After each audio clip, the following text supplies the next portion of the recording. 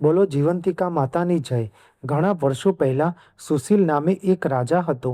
રાજા અને રાણીને કોઈ પણ વાતનું દુઃખ ન હતું. માત્ર તેમને શેર માટીની ખોટ હતી. રાણી ચિંતામાં ને ચિંતામાં સુકાતા જતા હતા. રાણી વાસમાં રાણી ઉદાસ મને બેસ્યા હતા. તેવામાં એક દાસી ત્યાં આવી ચડી.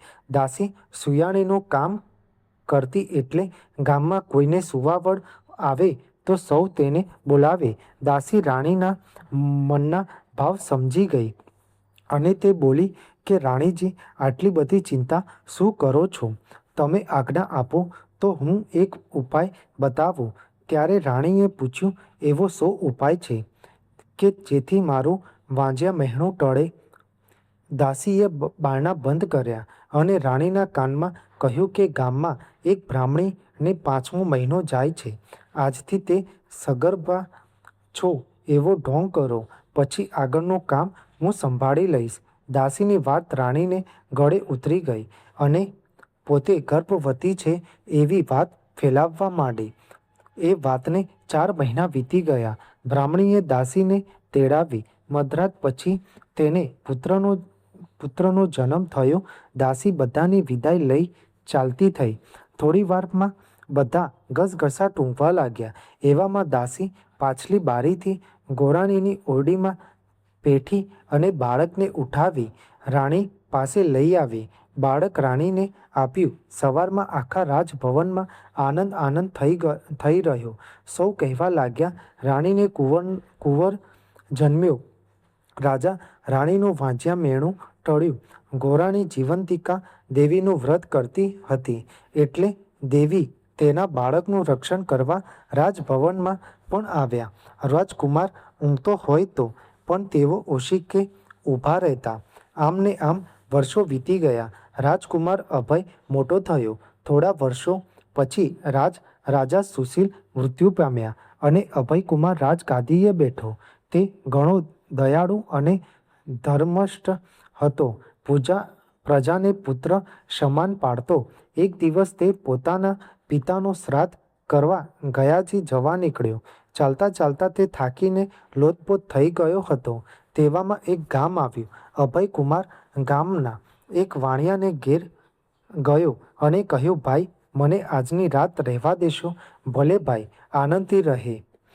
મારે ત્યાં અતિથિ ક્યાંથી? વાણિયાએ અભયકુમારને ઉતારો આપ્યો. વાણિયો પૂરો અભાગ્યો હતો.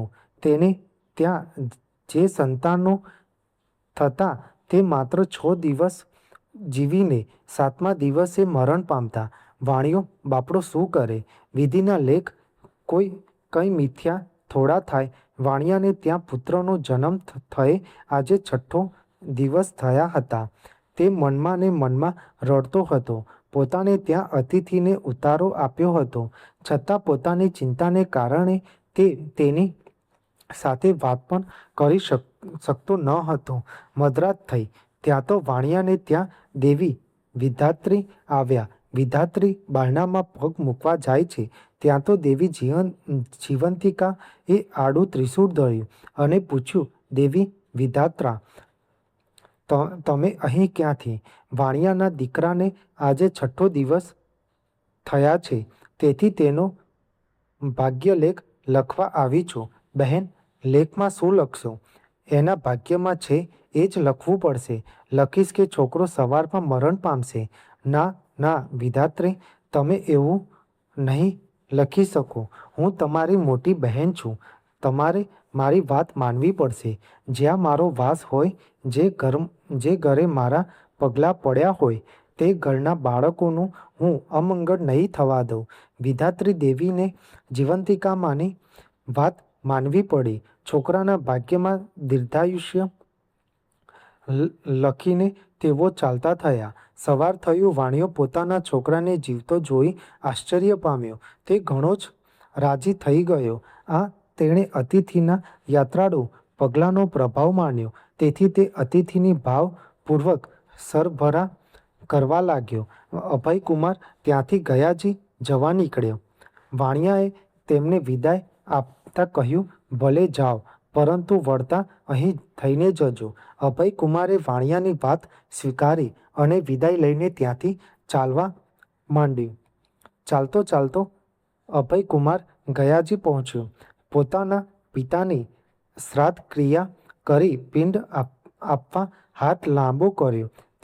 ત્યાં તેને એક ને સાટે બે હાથ દેખાયા, પરંતુ તે કારણ સમજી શક્યો નહીં. તેણે પંડિતોને પૂછી જોયું તો પંડિતોએ પણ કશો ઉત્તર આપ્યો નહીં. બીજો હાથ કોઈ દેવીના હાથ જેવો દેખાતો હતો. શ્રાદ્ધ ક્રિયા પૂરી કરી અભયકુમાર ત્યાંથી પોતાને ગામ જવા ચાલી નીકળ્યો.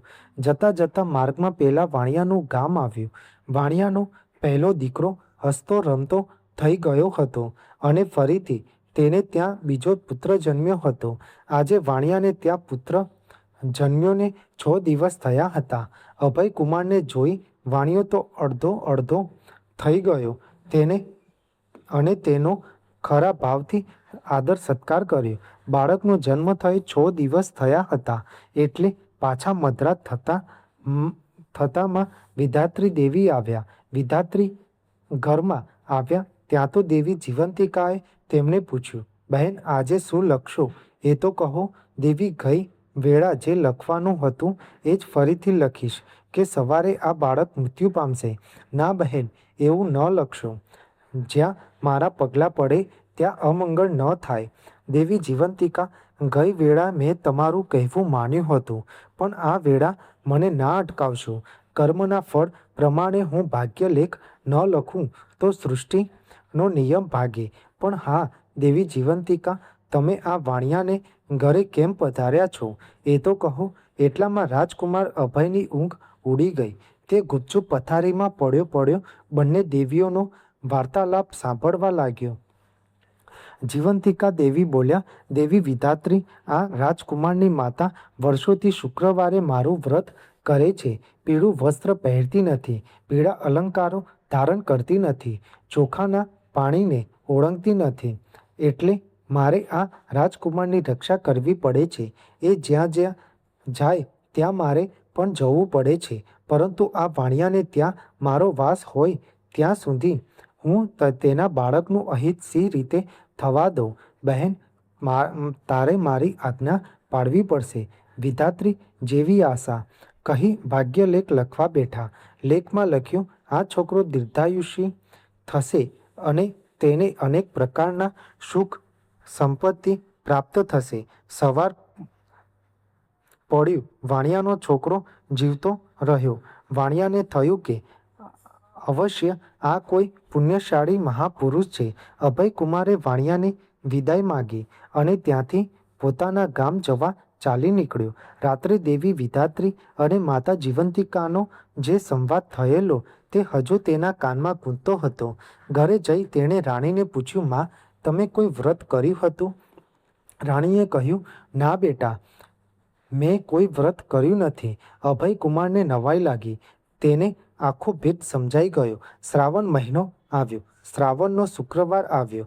અભયકુમારે ઢંઢેરો પીટાવ્યો કે આજે રાજભવનમાં ઉજવણી છે, માટે સૌએ પીળા વસ્ત્રો પહેરીને જમવા આવવું.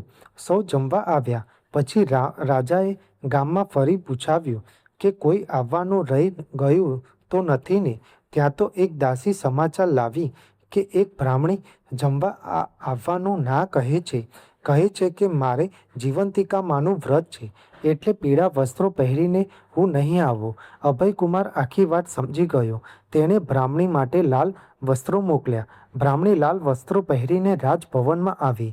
માં દીકરો સામસામા મળ્યા. ત્યાં તો બ્રાહ્મણીને ધાવણ ચડ્યું અને દૂધની સેડ છૂટી. સેડ રાજકુમારના મોઢામાં પડી.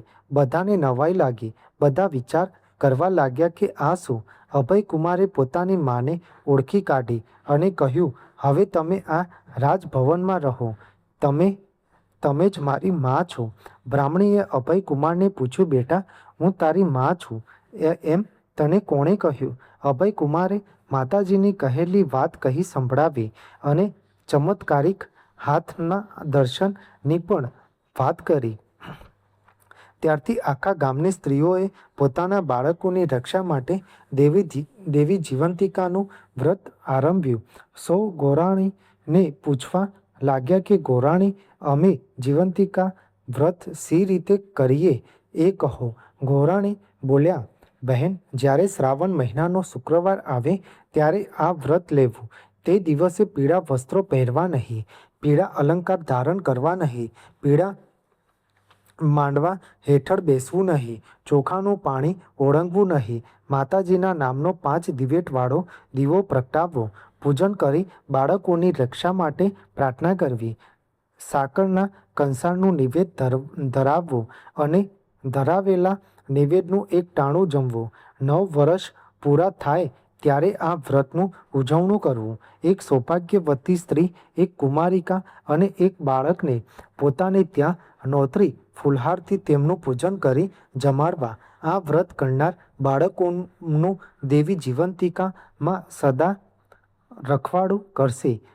તેમને ઊની આંચ પણ આવવા નહીં દે. દેવી જીવંતિકાના વ્રતના પ્રભાવે ગોરાણીને પોતાનો ખોવાયેલો પુત્ર મળ્યો અને માતાએ તેમનું રક્ષણ કર્યું. જય જીવંતિકામાં. જેવા ગોરાણીને ફળ્યા એવા કથા સાંભળનાર વાંચનાર સૌને ફળજો. બોલો જીવંતિકા માની જય. તમને મારી આ માહિતી સારી લાગી હોય તો મારી આ ચેનલને લાઇક, શેર, કોમેન્ટ, સબસ્ક્રાઈબ કરજો, જેથી તમને મારા નવા વિડીયોની માહિતી મળતી રહે. સર્વને મારા જય સ્વામિનારાયણ અને હર હર મહાદેવ.